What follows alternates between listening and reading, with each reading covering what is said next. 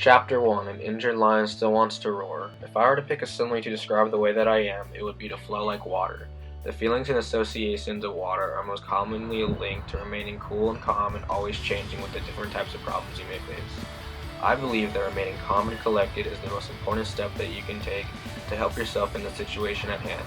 Losing your cool, losing the balance and the flow of any given situation is bound to lead you to the path of self-ruin. Be that as it may, however, sometimes when the stream collides with the ocean, things get more complicated and overwhelming, but you have to take it upon yourself to make the best of it. Chapter 4. The Parent Lottery. I can honestly say that I'm not really all that big on family. Don't get me wrong, I think that family is something to be cherished and it's also very important, but I often find myself alone. It's not that people don't love me or anything, but in the end, people can't always be there for you, even when you need them the most. Being the Blasian that I am brings many different, interesting cultural backgrounds and experiences. On one side of the spectrum, you're cheering loudly for every Manny Pacquiao fight, and on the other side, you're eating fried chicken for breakfast. Being an only child is very lonely, however, but thankfully I have my mom around to save me from myself. Chapter 7. I never made it to the NFL.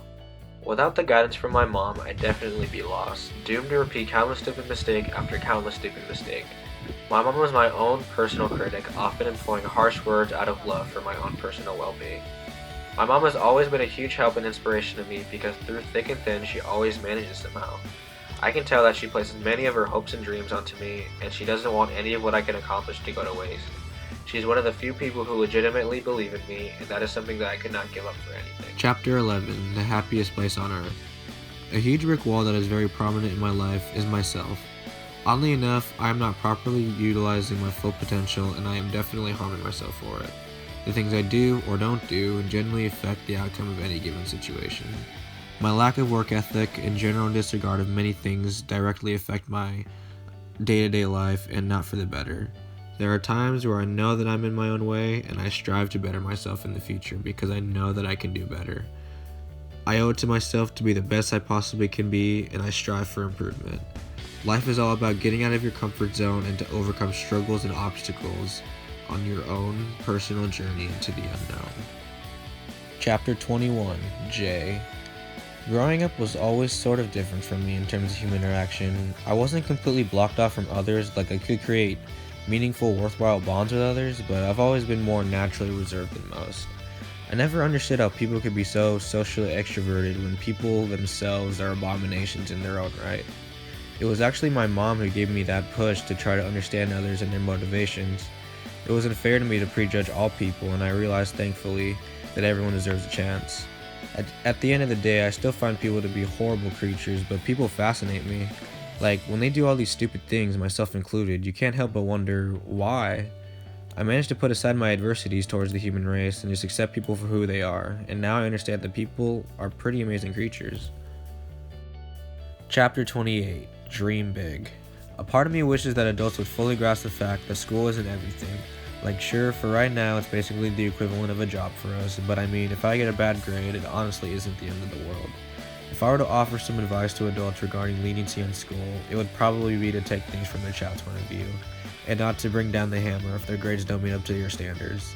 The truth is, however, that you could really only be so lenient on school before you eventually start slacking off and hurt yourself for it. But I don't think that people punishing their children for getting a B- on their report card would really be solving anything.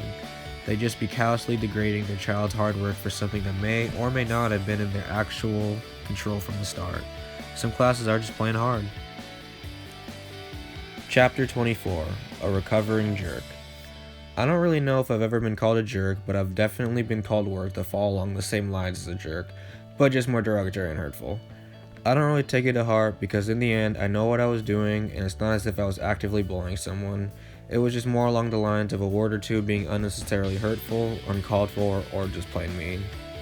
When I was called these words, however, it opened my eyes to how really insensitive I was being, so I had to catch myself and realize that it's not cool to be saying these things about other people, even if it was true or if I really meant it. Chapter 53. Never Give Up. To this day, I still can't believe this happened to me, but in the 7th grade, I transferred in the middle of the school year and was placed in the standard math class. I sure had asked my teacher if I needed to save my homework after collecting stamps for the stamp sheet, and he looked me dead in the eyes and said no. Later, comes the end of the semester and he goes, "Alright, boys and girls, pass up all your homework."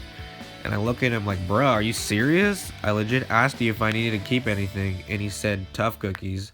So he gave me a big old fat F, which translated as me getting placed in a more or less than desired math class the following year. But you know what? I RKO'd that math class and aced both semesters, which resulted in my math class was now being on the right course again. I persevered and never gave up till the end, and it played off. Chapter 56, Tigger or Eeyore. I definitely consider myself as an Eeyore. While I'm not generally always mopey or extremely melancholy all the time, I definitely don't always see the upsides to everything. My mindset tends to favor the side of realism, and I am not always willing to downplay serious events, and I will not make light of a situation that I deem very important, like a Tigger might. I wouldn't go as far to say that optimists like Tigger are generally in the wrong, but that way of perceiving scenarios and situations directly clash with how my brain and thought processes work. Chapter 61, The Dreams Will Come to You. Over the years, I've come to learn that bottling up your emotions and keeping things to yourself is one of the most painful and counterproductive things you could possibly subject yourself to. It hurts so much knowing that you could be in a better position than where you are now if you just let the other person know what you're thinking or feeling. And I constantly struggle with this even to this day because growing up I didn't have people to talk to and I'm extremely uncomfortable about letting people in. There's definitely some trust issue going on in there, but I digress. If I were to give any advice on how to live a fun and rewarding life, it would just be that life's too short to be wasting time on not being happy and not doing the things that you want to be doing. If you never take your shots, then you're always bound to miss anyways. Life's crazy and you'll never really know what's in store for you, so at the end of the day, if you're with the people you love and you're doing the things that make you happy, then that's all you can really ask for, right?